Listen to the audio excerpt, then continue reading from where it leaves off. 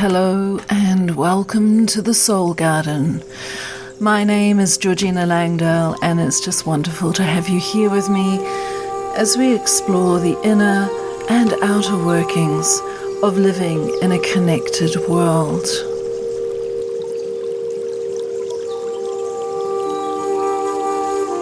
So in this episode of the Soul Garden, I'm going to share with you some of my recordings from the Soul Medicine course. And in this one, we're taking a look at Hildegard of Bingen, the amazing Hildegard of Bingen, and her form of therapy that she talked of as vices and virtues.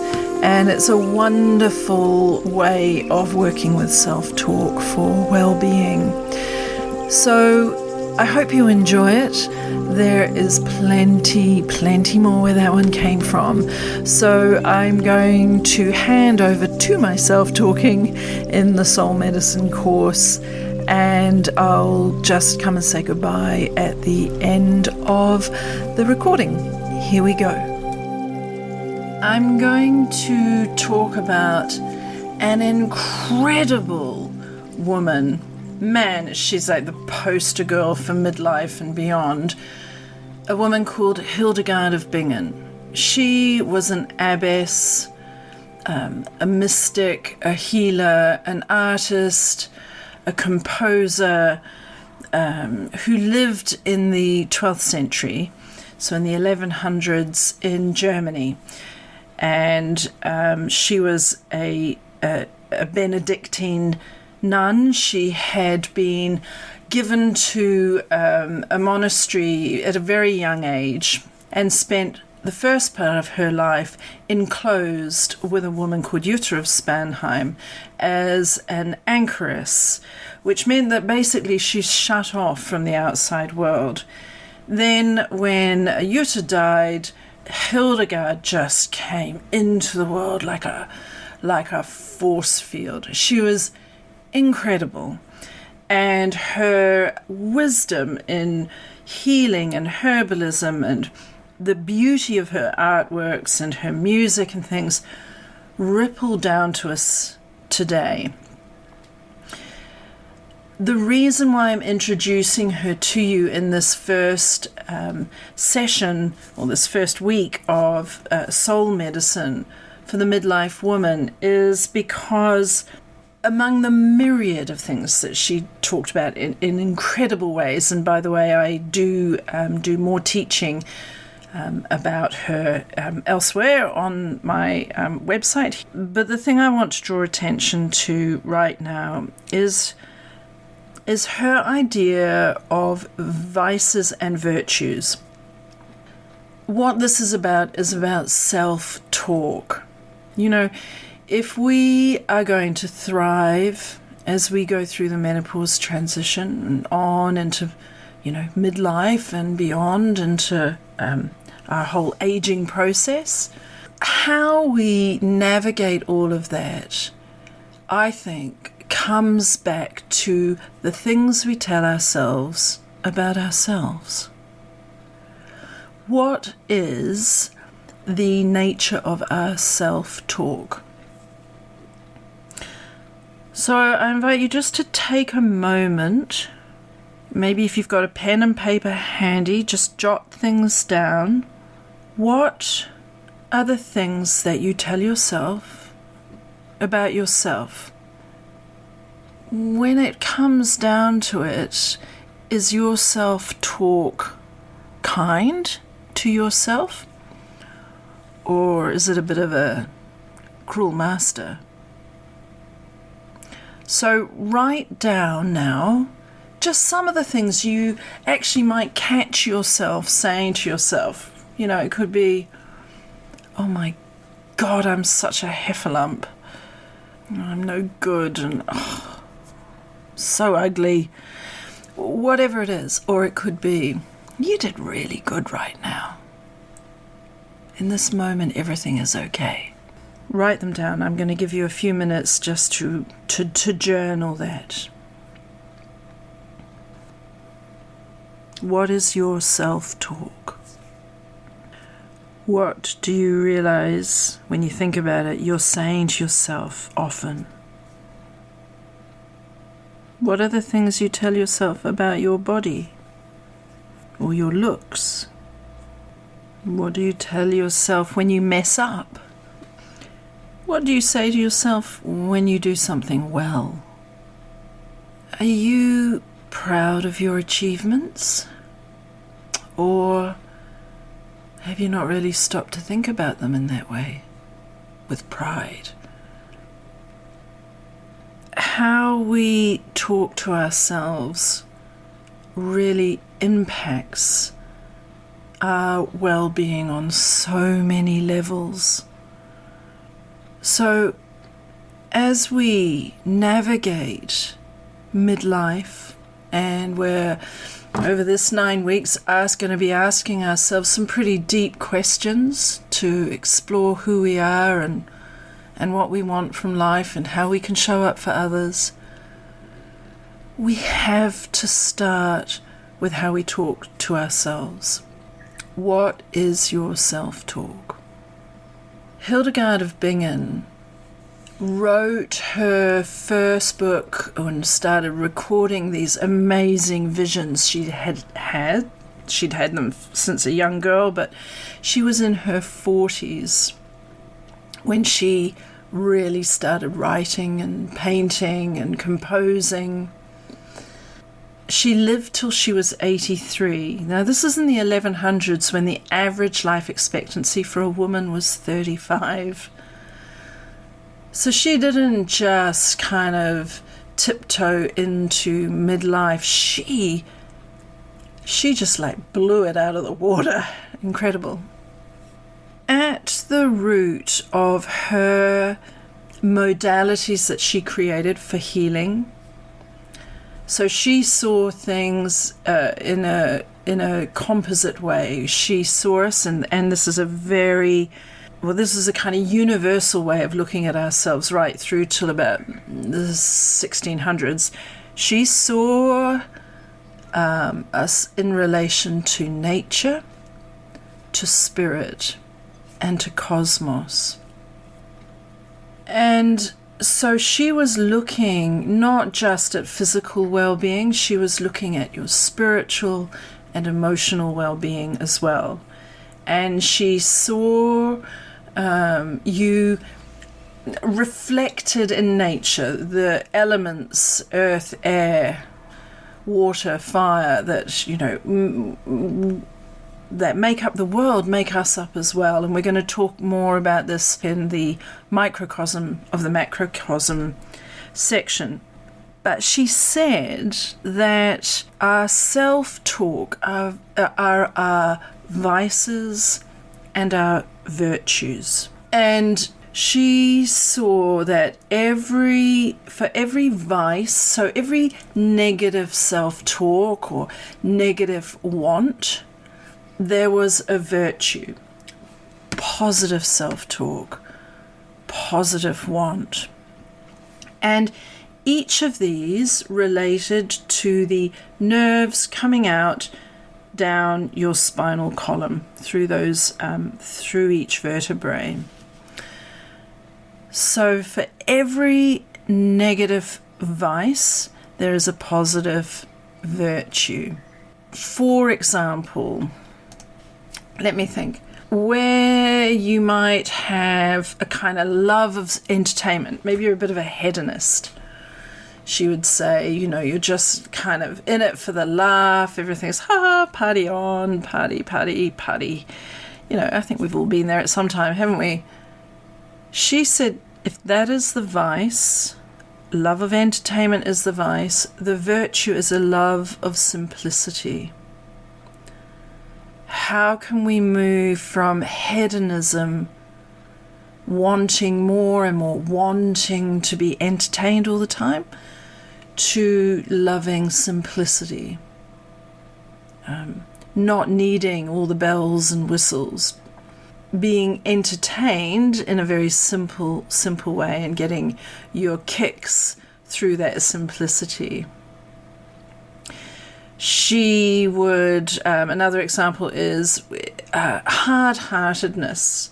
You know, if the vice is, so let's look at it in on ourselves. Hard-hearted to ourselves. I don't like me. I'm rubbish. There's nothing to love about me. I don't deserve anything. This is all examples of hard-heartedness, negative self-talk. She said that you would change that self-talk into virtues with compassion. So rather than I hate myself, you can simply say, I love myself. Or if you can't manage I love myself, if that feels like too big a leap, I'm okay. I'm okay. Hard-heartedness is the vice. Compassion is the virtue. So what's another one? Bitterness of heart. You know, maybe you're just really been really hurt by someone else's actions, and there's a bitterness in your heart to that person, that event. She would say the virtue, the positive self-talk to overcome the bitterness of heart is generosity. How can I be more generous of spirit? Thirst for glory, here's a good one. If you've got this thirst for glory, ego, all the way through, thirst for glory, she would say, it's not all about you, baby.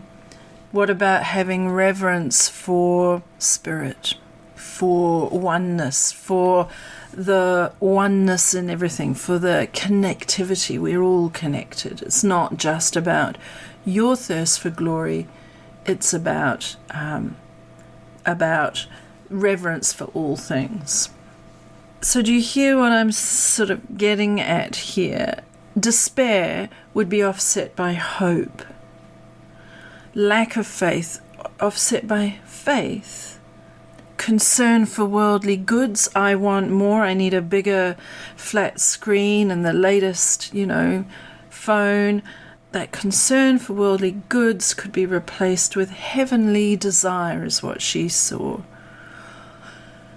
What are the things that feed your soul rather than your material want? What I invite you to do is look at your negative self-talk.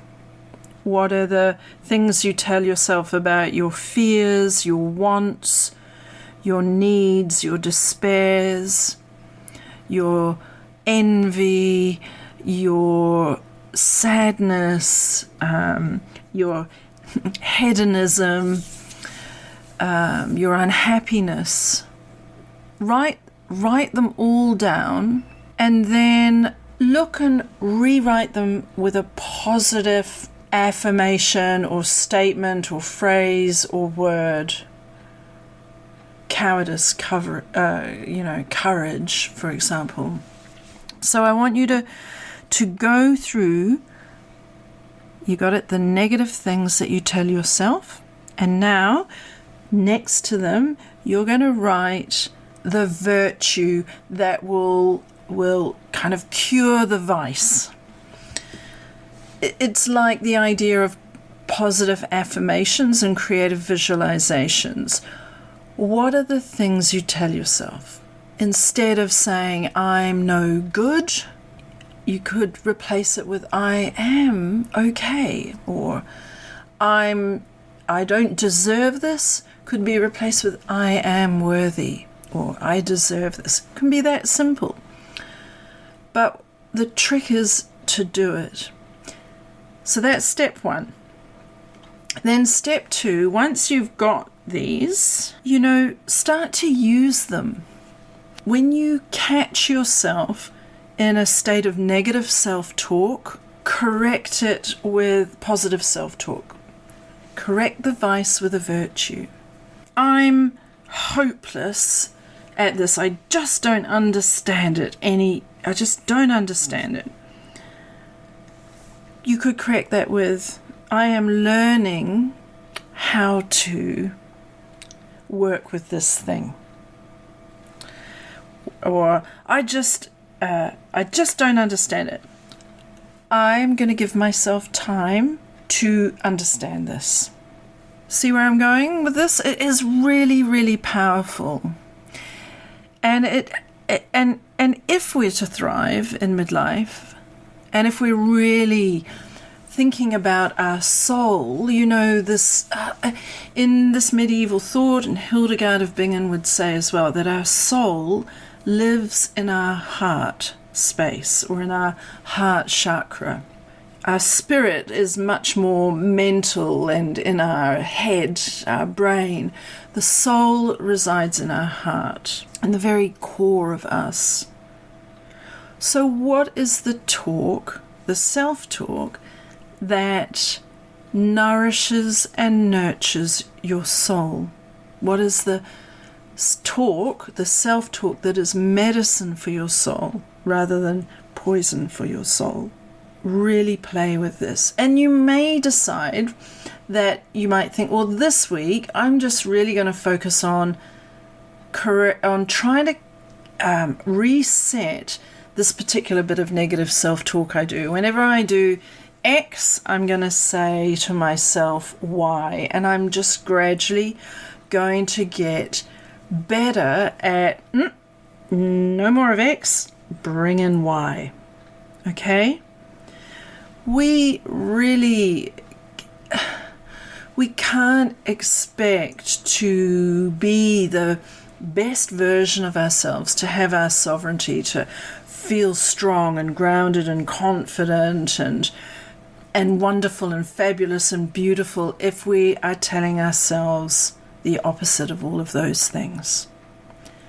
We have to start with changing our self-talk. So, write down the negative self-talk and build the virtues, the positive self-talk that you're going to change things with. And you're going to do it just for you. The things, this week, it's all about you. The things you say to yourself that are not supporting and nourishing and nurturing your soul and your inner world. And what are the things that you could say instead that are positive? Hildegard used this as a fundamental part of all her healing and therapy work she did with people.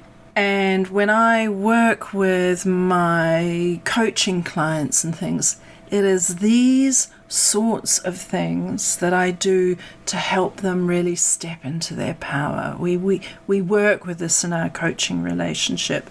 But here, in Soul Medicine for the Midlife Woman, we're going to start working with it right now. You're going to start working with it. And I think you're going to find it quite illuminating. So there we are. I hope that you found some useful tools to use in all of that. I really just think Hildegard is, she rocks. And when you start playing with these ideas of hers, you can use them in so many ways to help you through life. As I said, this was an excerpt from my course Soul Medicine for the Midlife Woman, but really, it applies to anybody of any age.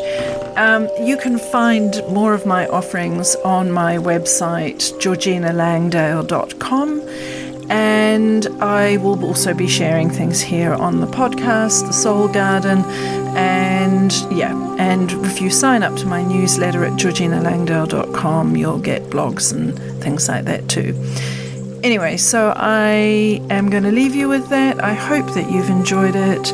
I'm Georgina Langdale. This is The Soul Garden. Thank you so, so much for being here. And follow us, like us, do all of those lovely things. And I'll talk to you next time. Okay, bye.